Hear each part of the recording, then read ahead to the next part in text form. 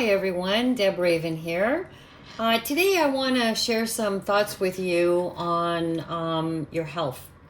And the reason that I'm talking about this is because it's such an important topic for women over the age of 50 to really be focusing on their health, but also the correlation between your physical health and your mental health, because we need both of them in order to make any kind of changes in our life. We need to be able to have the energy.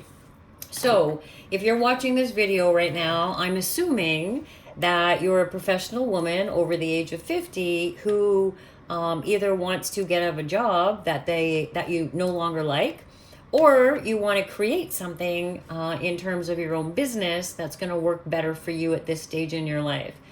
But what I know is when you're stuck in a job that you no longer like, it's zapping your energy. It's making you feel like you're living on autopilot. It shows up as frustration, impatience, anger, depression. So it's really hard to muster up the excitement and the inspiration to start something new, or to go after your dream, or to pay attention to the calling on your heart of what you should be doing. And so when I'm working with clients, we talk about health in terms of the correlation between mind, body, and spirit health, because everything is connected, as you know. But one of the easiest and cost-effective ways of maintaining optimum health is by having some sort of a gratitude practice incorporated in your life. Now, I don't mean that you need to be sitting in the lotus pose for 12 hours a day doing, chanting and meditation, although that stuff's great too. I don't mean that. I mean just finding little snippets in your day to express gratitude so that you live in a emotional state of empowerment. Those states are such things as like joy, happiness, vitality, love, grace, forgiveness. Those are all called empowering states. But when we're stuck in a job that we hate and we don't want to be there anymore, what often happens is that we live in disempowering states of impatience, anger, intolerance, judgment, blaming, victimhood. And we don't want to live in those states because nothing good will come out of those states. And so many studies are done nowadays. There was one that was recently done out of the Johns Hopkins University that talked about the correlation of having some form of gratitude practice and how it can positively affect your life and negatively affect your life if you live in these disempowering states. And so that study talked about how much positive thinking can have on your physical health. And at this stage in our life, we need to be really, really cautious of that. And so in the study, it talked about your benefits for your heart health when you're releasing feel-good hormones. You develop better coping mechanisms, is a good way of saying it, when you're releasing the good dopamine hits. And that's from living in a state of empowerment, of joy, of happiness, and possibilities.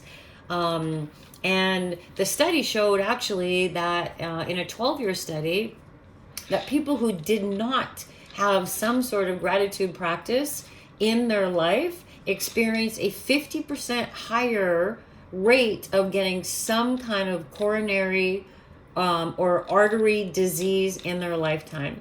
Now I go 50%, that's a pretty high number.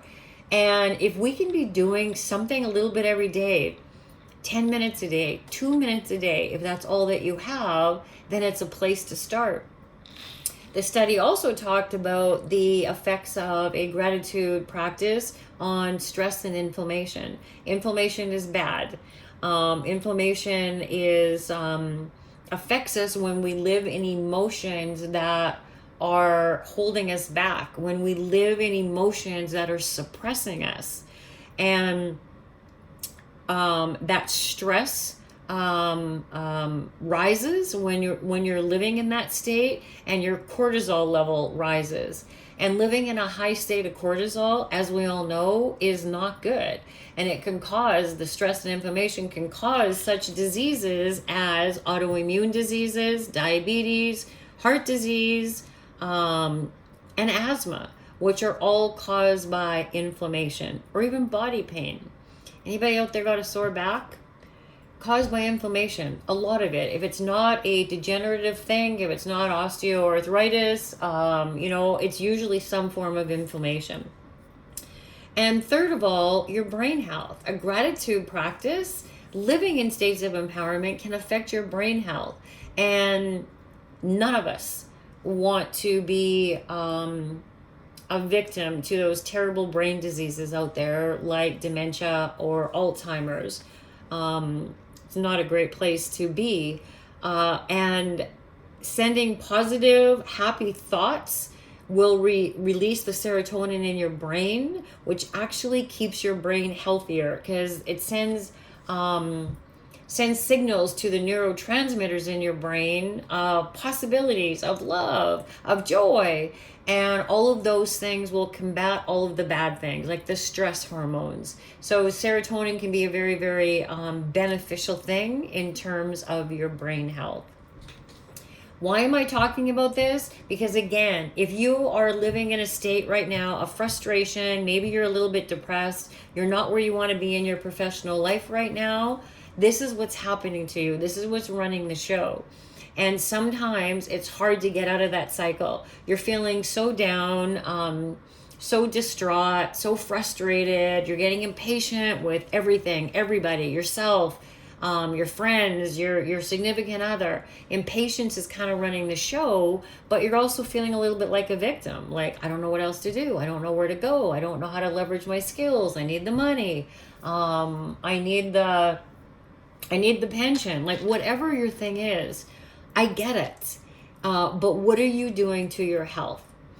So incorporating just a little bit of a gratitude practice, gratitude for things that you currently have in your life, gratitude in advance, which is gratitude for things that haven't happened yet, but you're putting that out to the universe, you're putting that energy out, and it helps you to be more able to step into that identity of the things that you want in your life, including, but not limited to, making a change in your job situation right now.